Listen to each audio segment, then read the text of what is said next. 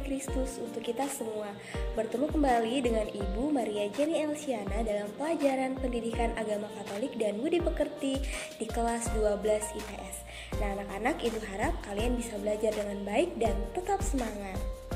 Nah anak-anak, materi kita kali ini kita akan membahas bab yang keempat, yaitu tentang dialog dan kerjasama antar umat beragama. Selamat belajar. Anak-anak, kita akan mengawali semester baru ini belajar dari bab 4, yaitu dialog dan kerjasama antar umat beragama. Dialog dan kerjasama dengan umat beragama dan berkepercayaan atau keyakinan lain mendapat perhatian serius dari Gereja Katolik. Dukungan kuat Gereja Katolik tentang dialog dan kerjasama ini tampak dalam Konsili Vatikan II pada tahun 1962 sampai 1965, sebagaimana yang tertulis di dalam dokumen Lumen Gentium, Gaudium et Spes ad Gentes, Nostra Aetate, Dignitatis Humanae, serta pengajaran Paus atau Gembala Gereja Universal dari masa ke masa, serta para uskup atau wali gereja atau gembala gereja lokal maupun partikular. Nah, jadi anak-anak, pada bab yang keempat ini kalian akan belajar tentang dialog dan kerjasama antar umat beragama di Indonesia. Kita belajar bagaimana umat beragama itu dapat saling menghargai, kemudian saling menolong, saling berdialog dan bekerja sama walaupun berbeda agama dan keyakinan.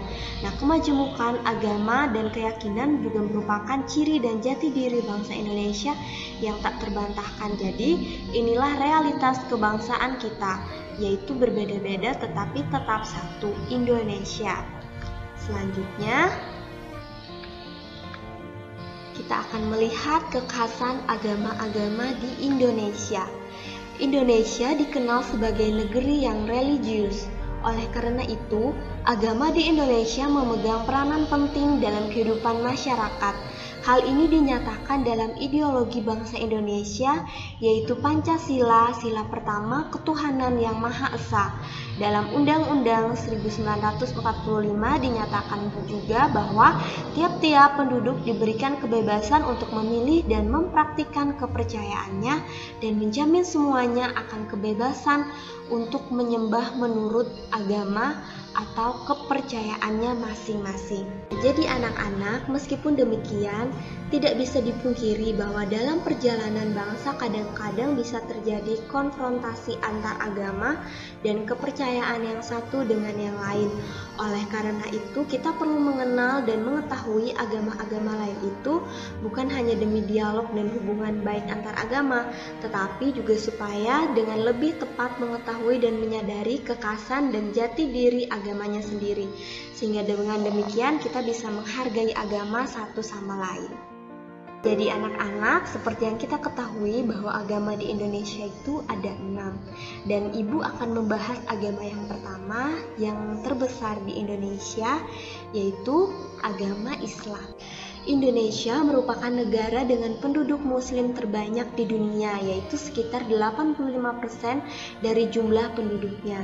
Muslim adalah sebutan untuk penganut agama Islam. Mayoritas muslim dapat kita jumpai di wilayah barat Indonesia seperti di Pulau Jawa dan Sumatera, sedangkan di wilayah timur Indonesia itu persentasenya itu penganutnya tidak sebesar di kawasan barat. Kita akan melihat hal-hal pokok dalam ajaran Islam. Kemudian asal mula agama Islam. Yang pertama kita akan melihat asal mula agama Islam. Islam berasal dari bahasa Arab, berarti penyerahan diri sepenuhnya kepada Allah. Masuk ke dalam suasana damai sejahtera dan hubungan serasi, baik antar sesama manusia maupun antara manusia dengan Allah. Kemudian yang selanjutnya, orang-orang muslimin merupakan sebuah kelompok yang terjalin erat berkat iman pada agama yang sama. Jadi persekutuan muslimin disebut ummah atau umat. Kemudian yang selanjutnya, tauhid, nama-nama dan sifat-sifat Allah.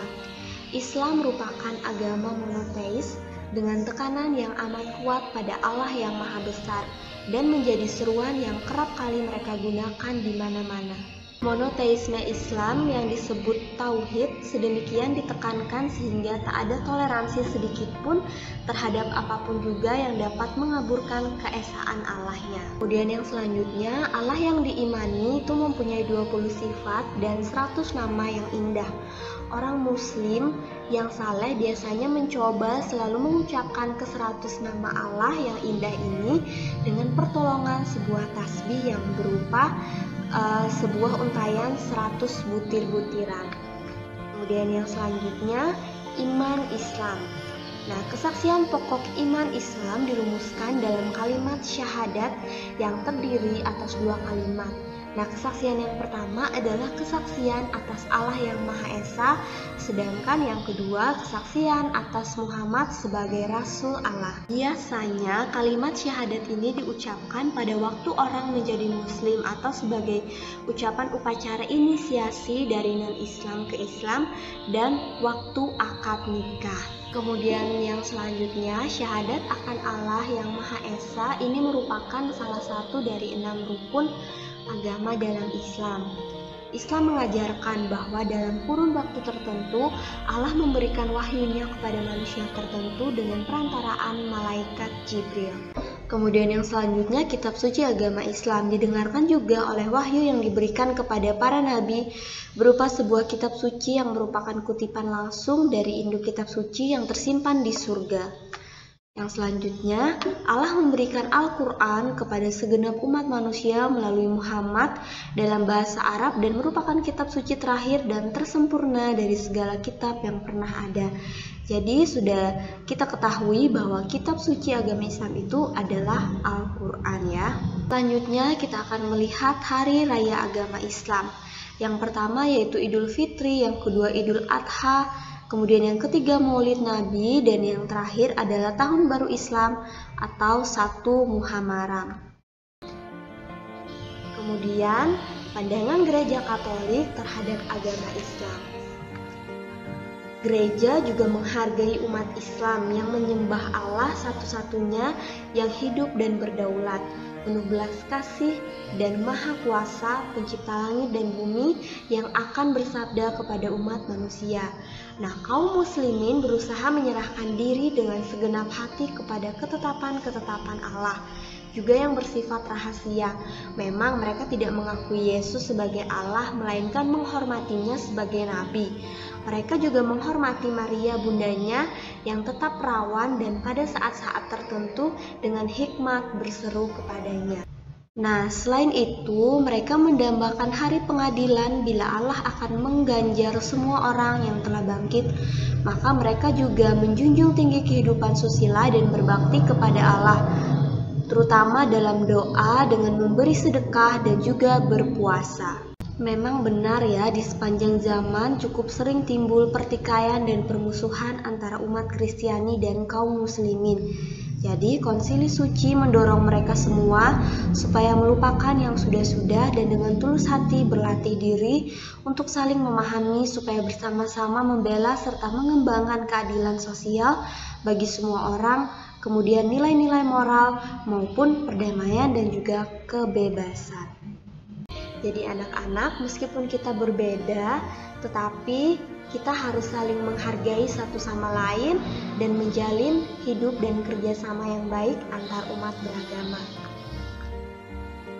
Thank you and God bless us. Baiklah anak-anak, demikianlah materi yang dapat Ibu sampaikan dalam pertemuan kali ini.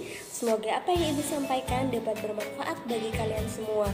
Sampai bertemu di pertemuan yang selanjutnya dengan materi yang baru. Tetap semangat dan jangan lupa jaga kesehatan. Sampai jumpa lagi.